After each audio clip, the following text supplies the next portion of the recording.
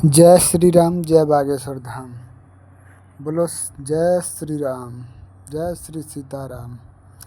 यदि आप बाहर से आ रहे हैं, दिल्ली, झांसी, ग्वालियर ट्रेन से आ रहे हैं, तो आप छतरपुर स्टेशन में उतर सकते हैं, या आप बागेश्वर के समीप दुरियागंज स्टेशन में भी उतर सकते हैं। यदि आप छतरपुर स्टेशन में उतरते हैं तो वहाँ से आपको ऑटो मिल जाएंगी जो कि धाम तक ले जाते हैं। ऑटो, ई रिक्शा, बस भी चलती है जो कि बस मेन रोड पे उतार देगी, और मेन रोड से अंदर जाने के लिए ऑटो मिल जाएगी आपको।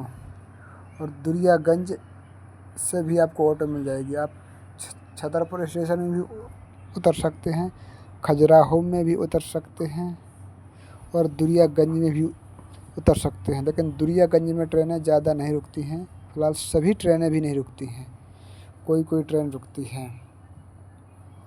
यदि आप बाहर से आते हैं तो आप तो उतर जाइए और कहीं भी जाइए। हम लोग छतरपुर स्टेशन से उतर करके और बागेश्वर धाम ऑटो से जा रहे हैं। ऑटो से जाने के बाद धाम तक ऑटो नहीं जाती, और धाम से थोड़ी पहले ऑटो रोक देते हैं, क्योंकि वहाँ अंदर जाने से भीड़ मच जाती है, ट्रैफिक जाम लगने लगता है। इसलिए ऑटो से वहाँ रोकने के बाद वहाँ से मुश्किल सा थोड़ा सा है, ज़्यादा नहीं है, 100 मीटर होगा। इसके बाद आप वहीं से दुकानें स्टार्ट हो जाती हैं। आप दुकानों से मतलब अर्जी है, जो भी अर्जी ले सकते हैं आप, जो भी जाना है। और नहाने धोने की उत्तम व्यवस्था यहाँ पर आपको मिल जाएगी। जो कि तो गुरुजी धाम पर हैं अभी, इसलिए ज़्यादा भीड़ लगती है। जब धाम पर गुरुजी रहते हैं तब भीड़ ज़्यादा रहती है, और बाकी दिनों भी रहती है, लेकिन इतनी ज़्यादा नहीं रहती है। इसलिए धाम पर गुरुजी आ गए हैं। 4 अगस्त को आ गए थे, आज 6 अगस्त है। धाम पर तीसरा दिन है गुरुजी का। आप देख सकते हैं सुबह का नज़ारा। और यदि आप सुबह सुबह आना चाहो तो भीड़ तो ज़्यादा रहती है, बट क्योंकि लोग रात में ज़्यादा आते हैं, बसों से आते हैं लोग रात में। जैसे कई लोग हैं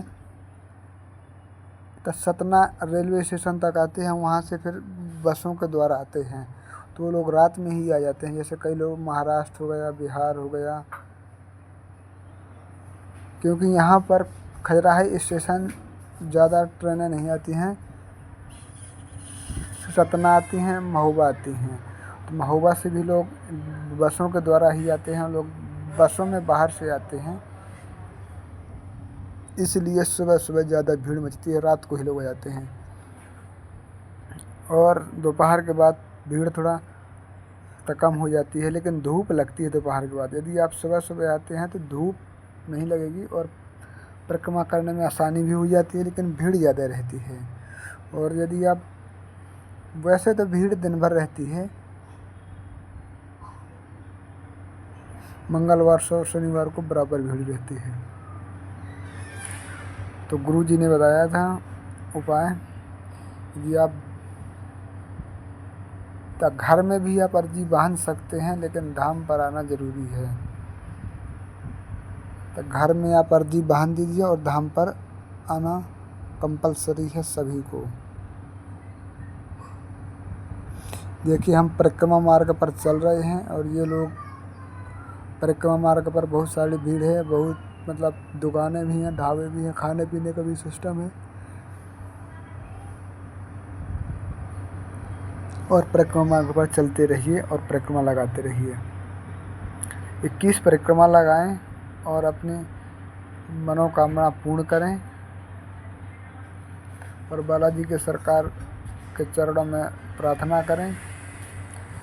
मैं यही प्रार्थना करता हूं कि आप सबकी बिगड़ी बनाना बालाजी, तो सबके पीछे मेरी भी बिगड़ी बना देना।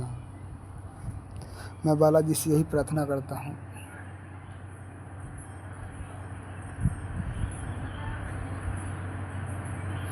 देखिए, भीड़ बराबर चल रही है।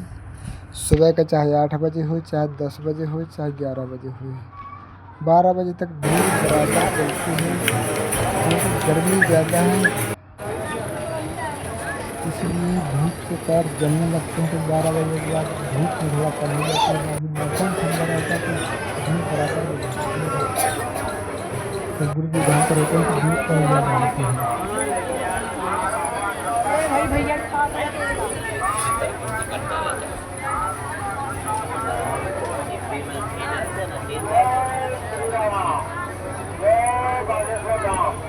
आप कहाँ से वीडियो देख रहे हैं कमेंट जरूर करें, और एक बार धाम आकर रुके देखें कैसा है।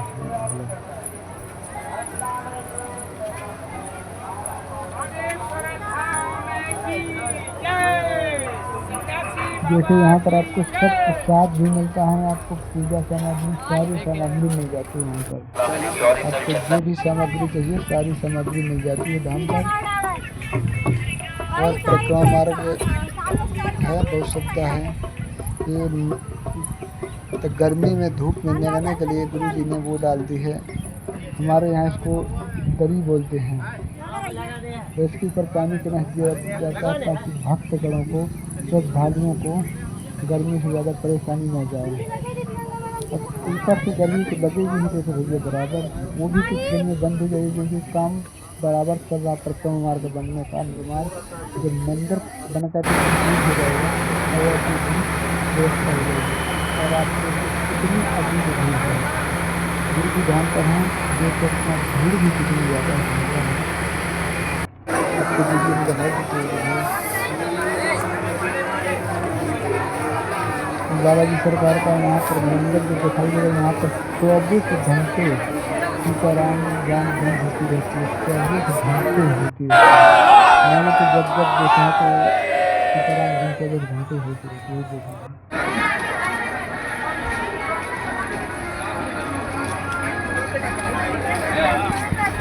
चलिए हम दर्शन करवाएंगे धाम पर थोड़ी देर में। और जब तक आप वीडियो में बने रहें, लाइक करें, सब्सक्राइब करें और कमेंट करें और शेयर करें।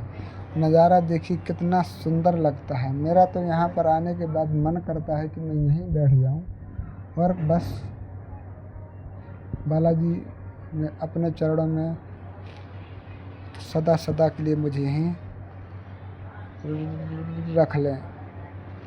पर बालाजी के चरणों में विनती, बालाजी कभी ना कभी तो ज़रूर सुनेंगे। आज नहीं सुनेंगे तो कल सुनेंगे, कल नहीं सुनेंगे तो परसों सुनेंगे, लेकिन एक ना एक दिन हमारी विनती बालाजी जी ज़रूर सुनेंगे।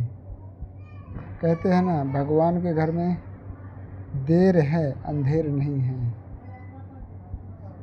अब भक्ति मार्ग में जाना थोड़ा टाइम तो लगता है।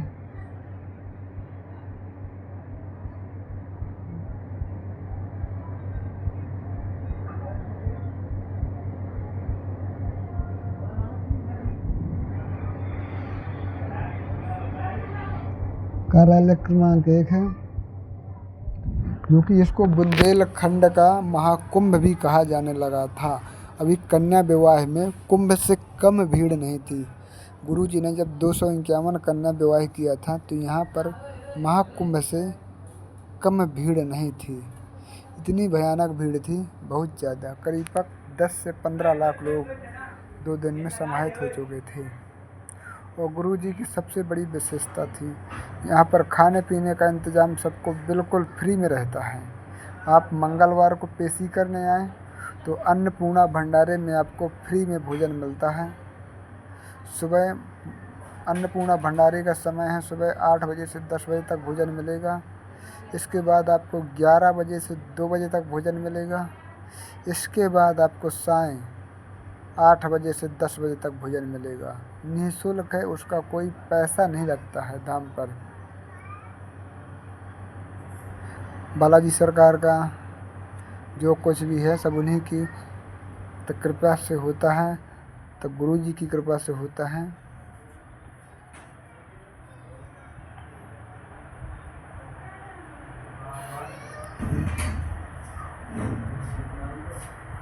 मैं बालाजी सरकार से यही प्रार्थना करूँगा, सबकी बिगड़ी बनाना पर बाद में मेरी भी बना देना। प्रेम से बोलो बागेश्वर धाम सरकार की जय। बालाजी सरकार की जय। सन्यासी बाबा की जय। बागेश्वर गुरुजी की जय। और आपको गुरुजी के दर्शन होते ही आप तो बहुत प्रसन्न हो जाते हैं। जितने भी भक्तगण हैं गुरुजी के दर्शन करने से ही मत प्रसन्न हो जाते हैं। और बागेश्वर गुरुजी के दर्शनों के लिए घंटों लाइन, घंटों कई घंटों तक खड़े रहते हैं। और गुरुजी के दर्शन मात्र होने से उनके सारे कष्ट मिट जाते हैं, मानो कुछ हुआ ही नहीं है। ऐसा बालाजी सरकार का आशीर्वाद है। और बालाजी से यह प्रार्थना करते हैं कि हमेशा के लिए आशीर्वाद सभी के ऊपर बनाए रखें। और यहाँ पर तक गदा रखा है बालाजी सरकार का, हम उसकी पूजा करते हैं जब भी आते हैं। यहाँ पर भी देखिए भक्तगणों ने नारियल से मतलब गदा के घेर के नारियल बांध दिया है घेरे में, तो गदा दिखाई ही नहीं देता है, इतनी श्रद्धालुओं की संख्या है। और यहाँ पर हम पूजा करते हैं और आप भी यहाँ पर पूजा कर सकते हैं। सुंदरकांड का पाठ कर सकते हैं और 5 आहुति सन्यासी बाबा की कहीं भी स्थान पर बैठकर दे सकते हैं।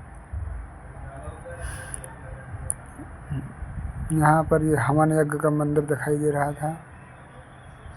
देखिए नज़ारा, कितनी भीड़ है।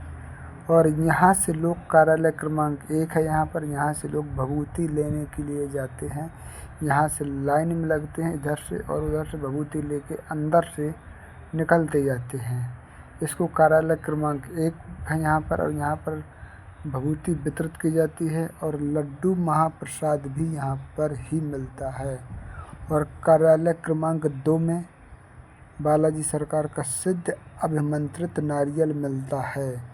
यदि आपको सिद्ध अभिमंत्रित नारियल चाहिए तो कार्यालय क्रमांक 2 से संपर्क करें और वहां से कार्यालय क्रमांक 2 से सिद्ध अभिमंत्रित नारियल मिल जाएगा।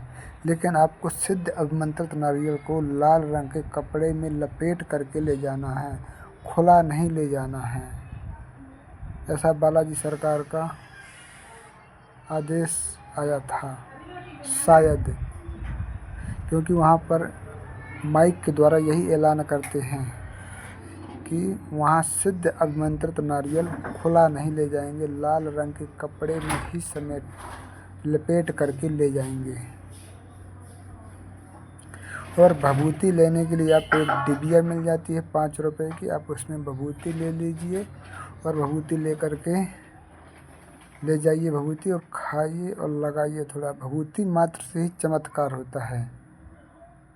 एक गाना सुना होगा, बाबा की भभूति कमाल कर गई, सन्यासी बाबा की भभूति माला माल कर गई। तो वही है कि यदि बालाजी की कृपा हुई तो ये भभूति मात्र से ही आप सब कुछ सही हो जाएगा।